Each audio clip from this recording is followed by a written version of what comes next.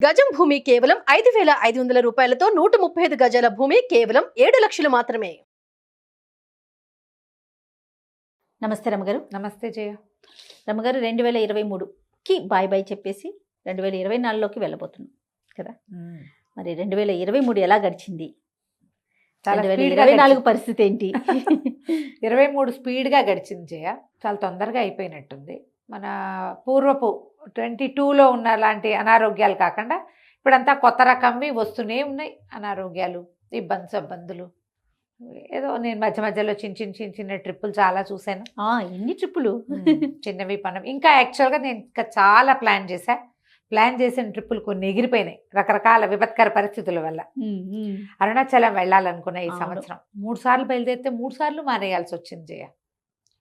John నుంచి start చేశాను. 23 జనవరిలో ఒకసారి మానేసా, మేలో ఒకసారి మానేసా, ఆగస్టులో ఒకసారి మానేసా. బయలుదేరటము ఏవో ఒక కారణం చేత, ఇబ్బంది చేత, వర్షాలు పెరిగిపోయి ఏదైనా కానీ నేను అనుకుంటా అరుణాచలేశ్వరుడు బలవంతంగా నన్ను పిలిస్తే కానీ నేను వెళ్తానని సంకల్పించద్దు. ఇంకా 3 టైమ్స్ మానేసేసరికి ఒక రకమైన నిరాశకి లోనయ్యాను అనమాట. జాగంటి వారు ఎవరు పెద్దవారు చెప్పింది అలా గుర్తుంది నాకు. అరుణాచలం అక్కడ ఆ దశా విశేషం లేని వాళ్ళు వెళ్ళలేరు అని, ఏదో ప్లాన్ చేసుకుని వెళ్ళటం కాదు, పిలుపు రావాలి అని స్వామి నుంచి. అలాగా ఒక రావాలన్నమాట ఉత్తర్వు, రా నువ్వు అని నన్ను పిలవాలి. ఎప్పుడు పిలుస్తాడు అని చూస్తున్నా. అదొకటి. ఈసారి నేను అంటే నిరాశకి లోనైన ఇదనమాట 23లో ఒక పెద్ద నిరాశ. కాంచీపురము అది కలుపుదాం అనుకున్నా. శ్రీరంగం వెళ్ళాలనుకున్నా ఈ సంవత్సరము. ఇప్పటిదాకా చేయలేకపోయా. ఇవి రెండు చాలా గట్టిగా పట్టుకునే. అరుణాచలము శ్రీరంగము 2 వెళ్ళాలని. అరుణాచలము రానివ్వలేదు, శ్రీరంగనాథుడు రానివ్వల. ఇప్పుడు మార్గళి రోజులు ఈ డిసెంబర్లో వెళ్ళాలన్నా కూడా కుదరదు. నాకు నా జీవితంలో ముఖ్యమైన 2, నా బర్త్డే, మ్యారేజ్ డే 2 డిసెంబర్లోనే ఉన్నా కూడా డిసెంబర్ మంచి టఫ్ టైము. క్షేత్రాల్లో చాలా రష్గా ఉంటుంది. దాంతో ఇంట్లో వాళ్ళు ఏం పెద్ద ఆసక్తి చూపించారు. డిసెంబర్ కష్టం చాలే ఒకటి. ఇట్లా మొత్తానికి చివరికి వచ్చేసాం కాబట్టి లేదు. ఇంకా వచ్చే సంవత్సరం హోప్ఫుల్గా అరుణాచలేశ్వరుడు, శ్రీరంగనాథుడు పిలుస్తారేమో చూడాలి. ప్రతి సంవత్సరం కంటే భిన్నంగా ఈ సంవత్సరం రకరకాల పరిస్థితులు చూశాను జయ. నేను ఈ సంవత్సరం ఎదుర్కొన్నంత ప్రెషరు, ఇబ్బందికరమైనవి ఇంతకుముందు లేవు నాకు. ఈ సంవత్సరమే నేను ఎక్కువ ప్రెషర్ని ఎదుర్కొన్నాను, రకరకాల సమస్యలు. సరే, వాటిలో నుంచి బయటపడడానికి భగవత్ సహాయం తీసుకోవడం తప్పిస్తే చేయగలిగేదే కదండి. మనుషులు చేయగలిగే వ్యవహారాలు ఏవి కనిపించట్లా. పైగాట ఇప్పుడు మనకి ట్రాన్సిట్ బాగులేదు, గోచారం బాగుండలేదు, ప్రతి వాళ్ళకి ఏదో ఒక సమస్య. అవును రమ్ గారు, ట్రాన్సిట్ బాగులేదండి అంటారు. నేను ఏదో జాతకాలు చూపిస్తున్న వాటి గురించి మాట్లాడినప్పుడల్లా ఈ డైలాగ్ వింటూ ఉంటా. ట్రాన్సిట్ బాగుండకపోవటం, సొంతంగా నా సమస్యలు కాకపోయినా నేను ప్రెషర్ ఫీల్ అవ్వాల్సిన సమయంలోనే అందులోనే ఉన్నా నేను. అలాగే అయ్యింది. ఇక చేయగలిగేది ఏం లేదు కదా. అంతే, పూర్తిగా సరెండర్ టు గాడ్. అంతే. భగవంతుణ్ణి పాదాలు పట్టుకుని, నాయన ఇందులో నుంచి బయటపడి ఈ పరిస్థితులు మార్చు, ప్రపంచానికి ఇలాంటి పరిస్థితులు కల్పించద్దు అని అడిగే స్థితిలోకి ఈ సంవత్సరం ఇంకొంచెం ఆధ్యాత్మికంగా ఇంకాస్త ముందుకెళ్ళానేమో నేను అనిపిస్తుంది. నాకు అని అడగటల్లా, నాకు ఇది కావాలి, నాకు చెయ్యి అంటల్లా. అసలు ప్రపంచానికి ఇలాంటివి రాకూడదు అనిపిస్తోంది నాకు. అవును, ఇవి లేకుండా ఉండాలి, దీంట్లో నుంచి బయటపడగలగాలి ప్రతి వాళ్ళకి. అసలు ఎవ్రీ మంత్ ఫీవర్స్ ఉన్న వాళ్ళు ఉన్నారు జయ. ఎవ్రీ మంత్ జ్వరం, ఎవ్రీ మంత్ జలుబు, ఎవ్రీ మంత్ ఏదో ఒక అనారోగ్య సమస్యలు. అది పెద్దది కాదు, అదేదో ప్రాణం పోయే వ్యవహారం కాదు అది. దానితో పాటుగా మనం విపరీతంగా హార్ట్ అటాక్స్ విన్నాం ఈ ఇయర్. యంగ్స్టర్స్ మా చుట్టుపక్కల కూడా జయ, మా ఊర్లో నుంచి కూడా నా వయసు వాళ్ళే, ఏమీ లేదు, ఒట్టి పుణ్యానికి హార్ట్ అటాక్ అయిపోవటం అంతే. అదొక భయం. ఈ థ్రెట్ కదా అది, ఏమైనా సరే మరి కదా. ఎప్పుడైనా మరి రకరకాలు అనుకో, కోవిడ్ తాలూకు సైడ్ ఎఫెక్ట్స్ అంటున్నారు. తర్వాత దానికోసం మనం తీసుకున్న జాగ్రత్తల తాలూకు సైడ్ ఎఫెక్ట్స్ కూడా కావచ్చు. చిన్నవాళ్ళే 50sలో వాళ్ళు, ఎర్లీ 50s, లేట్ 40sలో వాళ్ళు కూడా చిన్న వాళ్ళ మరణాలు అన్నీ కొంచెం బాధిస్తూ ఉన్నాయి. ఇప్పుడు కోవిడ్ నాటి పరిస్థితి అది దుష్కరమైన స్థితి. అంటే కోవిడ్ మీద అనుకున్నాం, సరేలే కోవిడ్ చనిపోయారని. ఆ, ఇప్పుడు అలా కాదు ఇప్పుడు కదండి. అట్లా కాదు, అన్ని బాగానే Sudden ఉన్నాయి. గా చూస్తున్నాం. సడన్ మరణాలు అవి చాలా చూడవలసి, ఇబ్బందికరంగా ఉన్నాయి. అదొక ఇబ్బందికరంగానే ఉంది.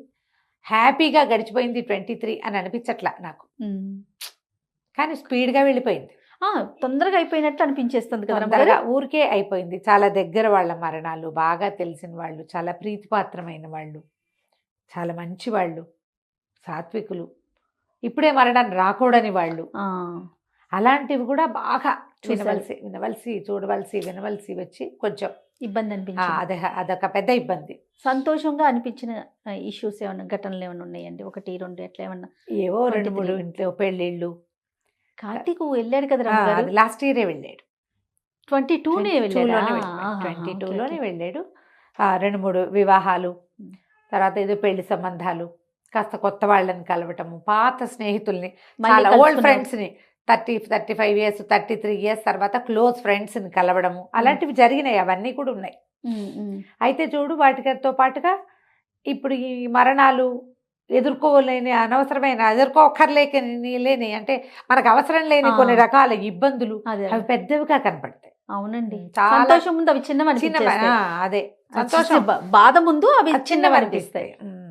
పాత ఫ్రెండ్స్ని కలిసాను నేను, ఓల్డ్ ఫ్రెండ్స్, మా క్లాస్మేట్స్, వాళ్ళ పిల్లల పెళ్ళిళ్ళు, చిన్నప్పటి స్కూల్ మేట్స్, బాగా చిన్నప్పుడు 1 నుంచి 5వ క్లాస్ దాకా ఉన్న ఫ్రెండ్స్, వాళ్ళని కలిసాను, వాళ్ళ ఫ్యామిలీస్, తర్వాత హై స్కూల్ మేట్స్ వాళ్ళ ఫ్యామిలీస్, తర్వాత మేము కొంతమంది క్లాస్మేట్స్ కలిసాము.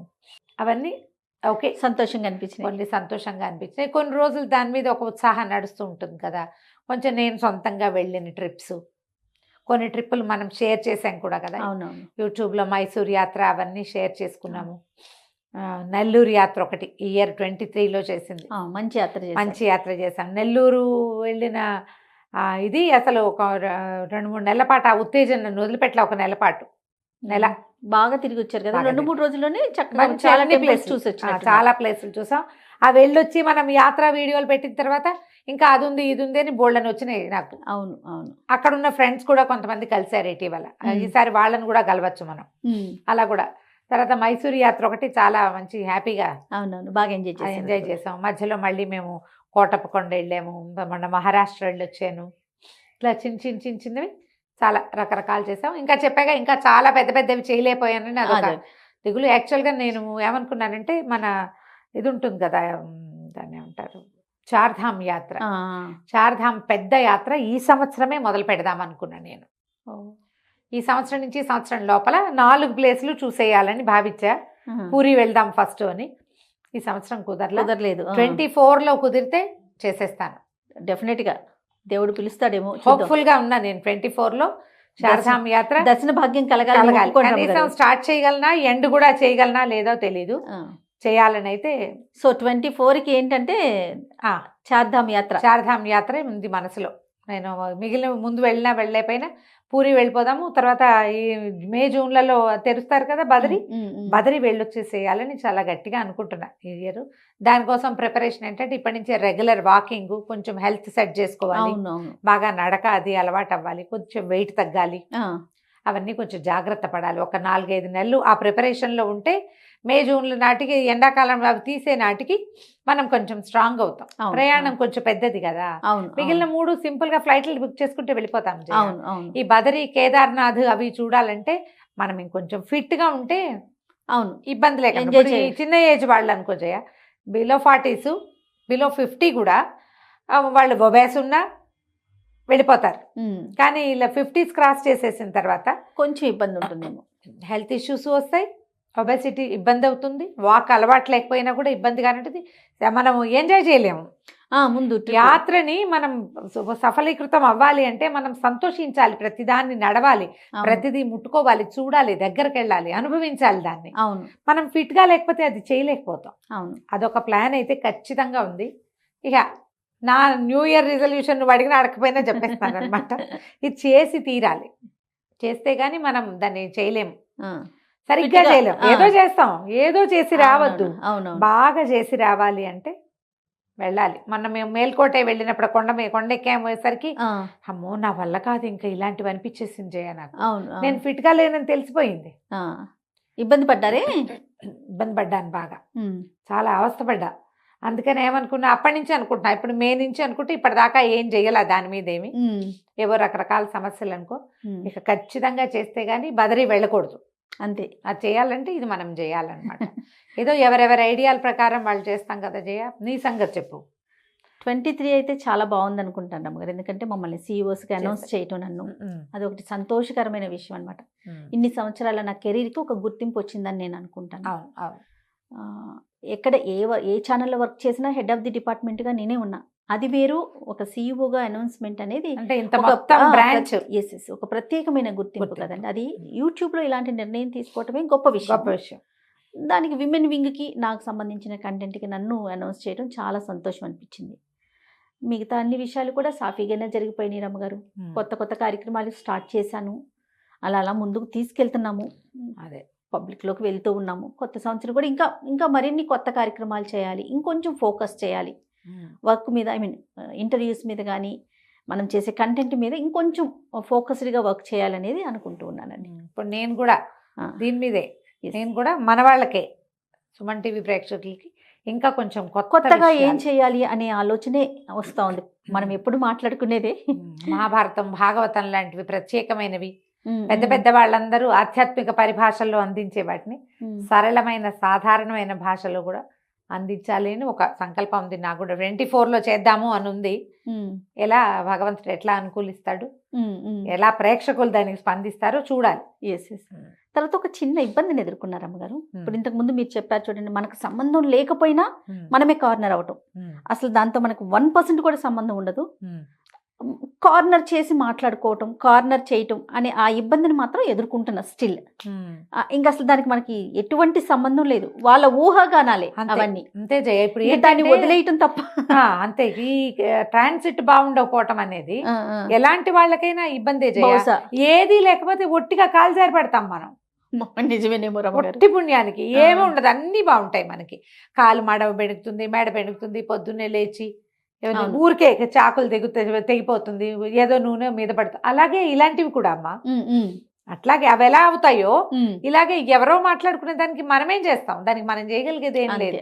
సైలెంట్ గా చూస్తూ ఊరుకోవడం, మనకు అక్కర్లేనిది మనం ముయ్యాల్సి వస్తూ ఉంటుంది ఒక్కొక్కసారి. కరెక్ట్. ఇప్పుడు ప్రపంచం అంతా అదే పరిస్థితిలో. నిజానికి భారతదేశం లాంటి అద్భుతమైన అలవాట్లు పద్ధతులు ఉన్న దేశంలో కోవిడ్ లాంటిది రానేకూడదు. మనకి ఎందుకు వచ్చింది? మోసం కదా, అందరం మోసం. మన తిండి, మన పద్ధతి, మన ఆహార విహారాలు, మన రాత్రిపూట పడుకోవటం తప్పకుండా, పొద్దున్నే లేవటం, సూర్యుడితో పాటు తిరగటం, ఎండ, మన మసాలాలు, మన ఆహార విధానం, ఇవన్నీ కూడా మనకి కోవిడ్ లాంటివి రాకూడదు. కానీ ఎలా పోయాల్సి వచ్చింది జయ. అవును అవును. ఎంత బాధపడ్డాం మనం, ఎంతమంది పోయారు.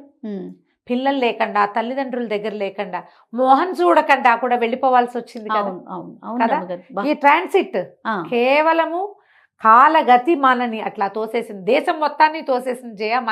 ఎంత బాగా చెప్పారు, మనం ఎంత భరించాల్సిందే. ఇట్లా ఏదైనా అనుకోకుండా నెత్తి మీద పడితే భగవంతుడి మీద భారం వేసి మన పని మాత్రం మనం చేసుకుంటూ పోవాలి. అంతేనండి. మన దాంట్లో సిన్సియర్గా, మన సిన్సియారిటీకి ఏ లోపము ఉండకూడదు. అంతే. నా వరకు నేను అనుకుంటా, నా పని నేను చేస్తా. నేను దేవుడికి దండ పెట్టడం త్రికరణ శుద్ధిగా పెడతాను.